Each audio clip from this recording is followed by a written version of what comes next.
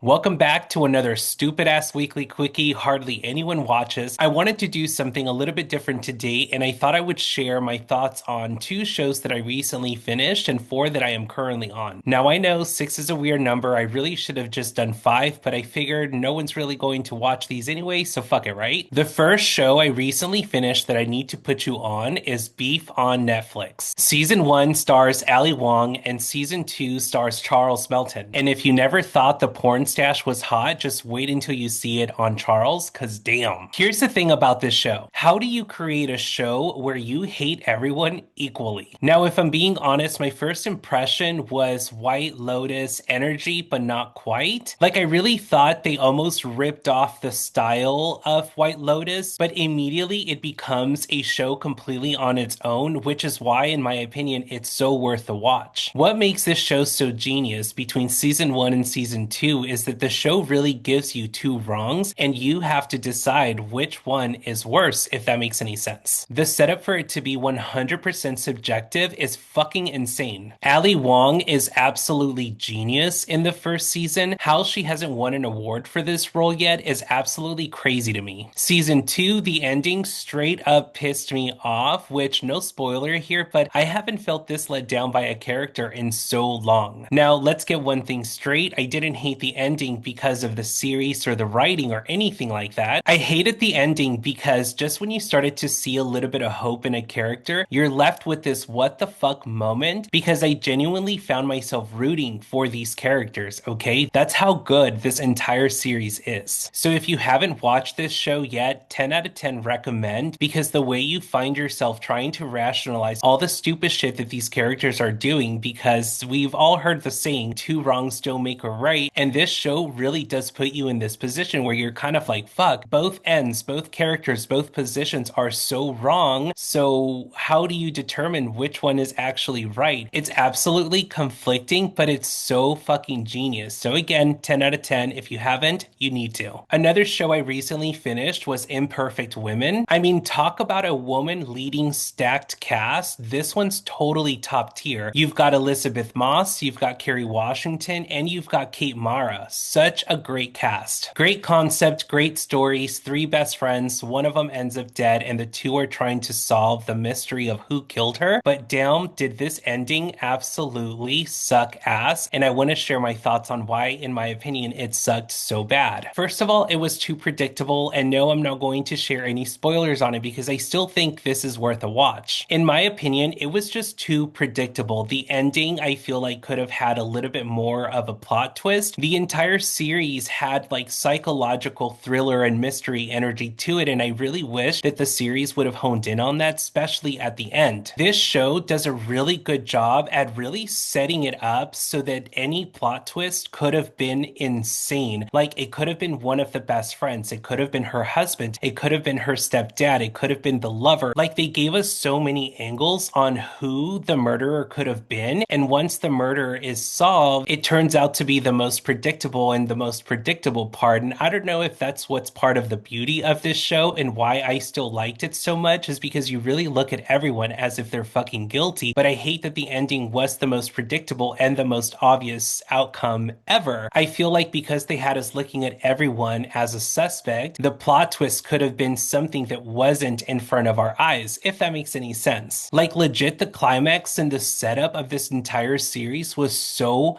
good, just for the ending to fall a little bit flat, in my opinion. If you have watched and finished this series, let me know if you thought that the buildup was good to lead up to where it left off, or if you're kind of like me where you thought that it could have been better. Like, they really gave us so many left turns in this series that I needed just one more left turn, okay? That's all I gotta say about it. I recently started to watch this show called Half Man that's on HBO Max. It stars Richard Gadd, a Scottish actor and comedian, but let me just tell you guys this real quick. There is nothing comedic about his role or his acting style. He is just 100% an actor because the way he sells this character is so intense. It's just brilliant. It also stars Jamie Bell. He's an English actor, which, fun fact, he is married to Kate Mara, who is an Imperfect Woman. He's a fantastic actor, and in my opinion, he is taking everything he's done to this date to the next level with this role. And I think this role could be 100 100% groundbreaking for his career. What the hell is actually happening in this show, you ask? I don't fucking know. The mystery is so real. If you are watching this, then you know that there is so much more to these characters, yet we cannot really pinpoint it. And honestly, I am left captivated, wanting more every fucking episode so far. Like, usually I don't want to wait for the next week to watch a new one. I'd rather the season finish and then just binge the entire thing. But this one, I cannot help it but to just sit and wait patiently for the next episode to air. There's definitely some sexual tension that's been brewing between these two since back in their high school days, but somehow I feel like there's something a little bit darker there, which I have a plot twist that I want to share to see if anyone can jump on board with it. But full disclosure, it's fucking dark and it's a little bit twisted, okay? I know I'm probably so off, but somehow I get the impression that maybe Ruben took advantage of Neil when he was younger. Like, think about it. Ruben is this like overprotector, right? And somehow has this like power over Neil that we don't understand. Like, no one can hurt Neil, only Ruben can type of energy, if that makes sense. Like, without giving any spoilers on the most recent episode, we know that someone ends up dead, and my prediction on who that was 100% correct. So I'm curious as to how it all actually went down. Like, there is just no way this is another one of those he finally stood up to the bullies type of storyline, you know what I mean? So if you've started this series, let me know your predictions. I am dying to hear them. I am also currently on Off Campus on Amazon Prime, courtesy of my partner who put me on the show, which something you need to know about my partner is that this man does not have the time, okay? He is so busy and picky with his energy. So when he says something is good, he fucking means it. And he did not miss with this one, okay? This show is proof that you can have a cheesy and predictable storyline, but still make it good. You've got top tier acting, top tier writing, and the soundtrack. Holy shit. The music in this entire series is everything. I've never added a TV series soundtrack to my playlist so fast in my life. And here's the thing too, okay? If there is anyone that could bring rom-com back, and I'm talking rom-com movies back, okay? It's the creator of this show, no doubt about it. So make room, everyone, because I am ready for the biggest Louisa Levy takeover yet, okay? Mind you, I was hesitant going into this show because, like, how do you top watching anything hockey related after Heated Rivalry? Off Campus is how, okay? Your Neighbors and Friends is a series on Apple TV that's almost coming to an end, and I'm super excited to see how this one's going to wrap up. It stars John Hamm and Amanda Peet, and in season 2, James Marsden joins the cast. Is anyone else watching this series? Because I haven't seen anyone that I know talk about this show, let alone on my algorithm anywhere on social media, okay? But like, it's obviously doing good. They're on their second season, and hopefully they give us a third. I love that we're casually seeing John Hamm's character come to the realization that he is just in too deep. I love the moment in this current season where he had the realization that being blackmailed is not temporary, is something that lasts forever. And once someone gets you to do something because they're blackmailing you, they basically have you forever. I will say this about his wife's character because I absolutely despise her in this series, okay? Because, like, what do you mean you get to cheat, keep the house, keep the money, and still live this lifestyle? Like, her character of constantly wanting her cake and eat it too is so annoying in this series, but besides that, it's such a good show. For anyone that's watching that has never watched this show, long story short, he was a very successful businessman and got laid off, and so he started to steal from his neighbors, basically, okay? I don't want to give too many spoilers, but basically he's in a very wealthy neighborhood and is a very well-connected person, so he decided to start stealing from his neighbors, basically, okay? My prediction for this season is that Coop is 100% going to be the fall guy for everything that Owen is doing, and I think he's going to have this realization of like, fuck, I should have walked away when I realized I was too deep, because you do start to see that this season where he's almost kind of like regretting the fact that he took this route. And so I think that one of the dreams that he had where Owen was working with the police is going to come to life, but not necessarily the way he saw it in his dream, if that makes any sense. How they'll play that off into a third season, I don't know. This is just my prediction for this one, but I do hope that they come back for a third for sure. The show From has a chokehold on me, you guys. This is definitely one I purposely left it to the end because it has completely fucked me up, okay? I have not binged a series to make sure that I was up to date with the current season so fast in my fucking life, okay? And no lie, this is definitely one of those shows where I was so pissed it took me so long to get on board with it, okay? This show is currently fucking me up. It is my latest obsession, so I had to talk about it real quick. I noticed this season that the evil, smiley people that come out at night are no longer a really big part of the show, and I'm not really sure if that's intentional or what is the purpose behind it. But for those that are listening that have never discovered this show, it's basically like Lost on fucking steroids, okay? It is fucking insane. Now, I already know some may not like that comparison, and that's totally okay. But like, are they stuck in a loop? Are they dead? Are they being experimented on? I feel like this season we even got a hint at reincarnation. Could this really just be a story about reincarnation and us discovering all of the previous lives we've had before? I don't know. The way this show leaves you with so many questions at the end of every episode, and no lie, it's one of my favorite parts about the show, but also it's one of the parts that makes me so nervous because I'm curious as to how they're going to conclude